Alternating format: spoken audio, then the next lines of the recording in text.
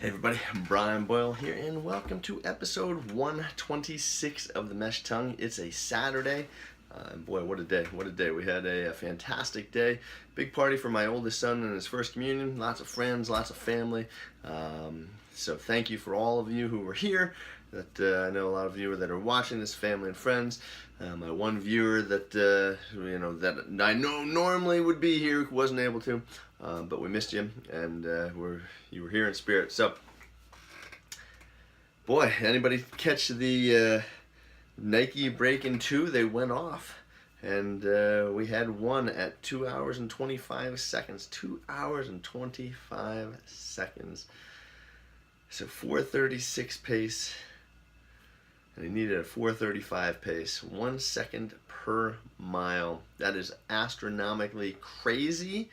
In the sense of how close he was if you pick up 1 second per mile, and yet that is so ridiculously hard. Anybody that's ever tried to go 1 second faster per mile knows exactly how hard that is, because you say, well, you could have done this, could have picked this up, could have picked up a second here and there, and yet that's astronomically crazy.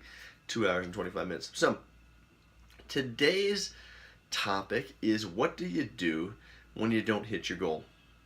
Okay, because if you look at it, Nike's Breaking 2 was supposed to be one of the three guys breaking the 2 hour barrier. Now, 1 second per mile off, I'm going to give the guy all the credit in the world, okay, because I'm not certainly running that fast, and I know how hard it was to run, the times that I've run. 6:15 mile pace, or 6:12 mile pace, or 6:10 mile pace, or 6:9 mile pace. So to go 4:36 mile pace, man, rock star. But what happens? Okay, so here he is. He's 2 hours and 25 seconds. Goal was sub 2 hours.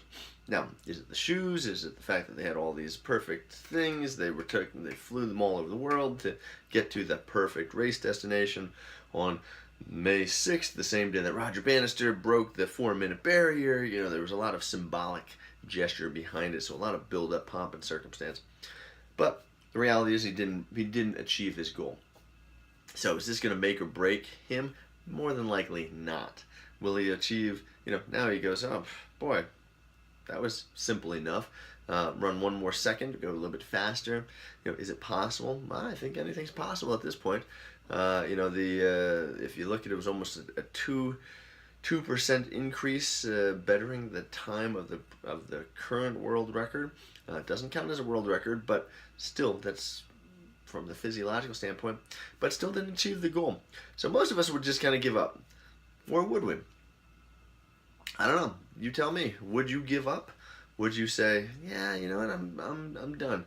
That's all I had in me. I think the weak person would. Then the mental toughness, the mental wherewithal, mental capacity is what you're striving for, and it's really, really difficult. It's a mind game at that point. Do you say, how do you pick yourself up from this? Well, I think what they're going to do is, I think you're going to take a month off. Makes sense. Maybe take a month off. Regroup, figure out what's next, figure out where the training went. They'll analyze all these things. And I think you can do the same thing.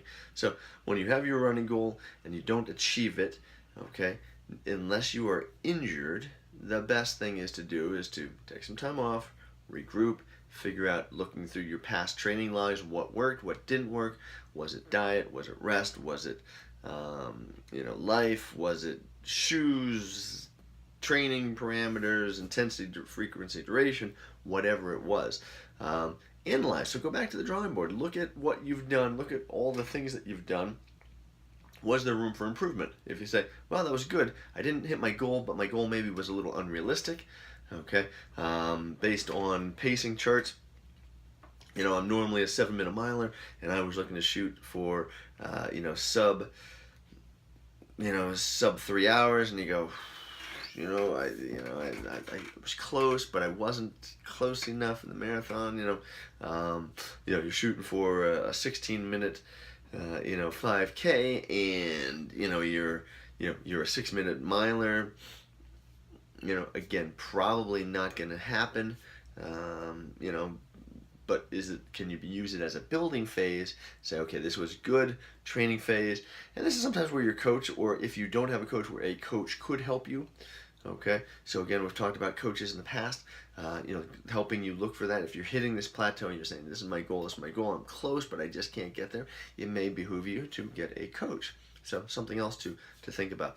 But long story short, if you don't hit your goal, best to analyze, look back, see what's going on. If you can't figure it out, get some outside source, help you with that. Write into training logs, training forums. Look through your training logs. Write to people like, say, Brian at company5k.com. That's the number 5. If you've got questions, and just can certainly help you out there. But that's it. That's episode 126. It's Saturday. Hopefully you had a great day. See you again tomorrow on Sunday. And take care, folks. And whatever you do, don't go hurting yourself to come back. But please, please, please, please, if you're finding value in these, share this with your friends, your family, your training partners. And until next time. All right.